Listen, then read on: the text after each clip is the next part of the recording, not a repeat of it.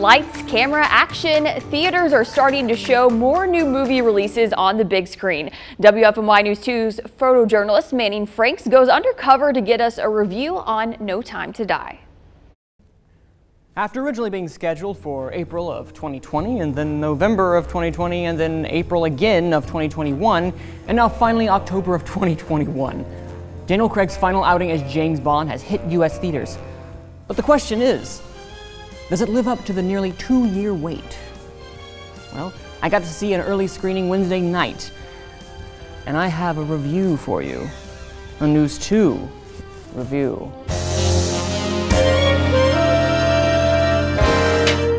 I could be speaking to my own reflection. Only your skills die with your body. And life is all about leaving something behind. Isn't it? Set years after Spectre, James Bond is living a retired life from MI6 after seemingly being betrayed by his former lover, Swan. Now isolated from the world, Bond is unaware that a mysterious force has stolen an off-the-books weapon of mass destruction that could threaten the safety of global civilization. Called back into service by his former allies, Bond must use all his skills for one final mission.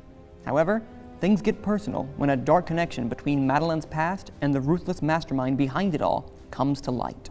No Time to Die holds the memory of the Craig-era films in high regard, and if you've ever been a fan of what they've been doing in the past, I have confidence you'll be on board for this 5th and final outing. I know I was. Director Cary Joshi Fukunaga mans the helm and takes a refreshingly deep dive into the tortured psyche of James Bond. Don't worry though, the film is not without its eye-popping set pieces mixed with classic Bond action that leaves your adrenaline running high by the end credits. The opening prologue alone is some of the best Bond we've seen. Yet this film doesn't necessarily want you to solely focus upon these fantastic production elements. Instead, it takes its time exploring Bond's humanity, not just as some suave cultural caricature. The highlight of this movie is undoubtedly Daniel Craig's performance and the script's meticulous consideration to his story. Craig wears the mantle of Bond like an old glove as he effortlessly slips it on one last time, only adding more layers to the timeless character.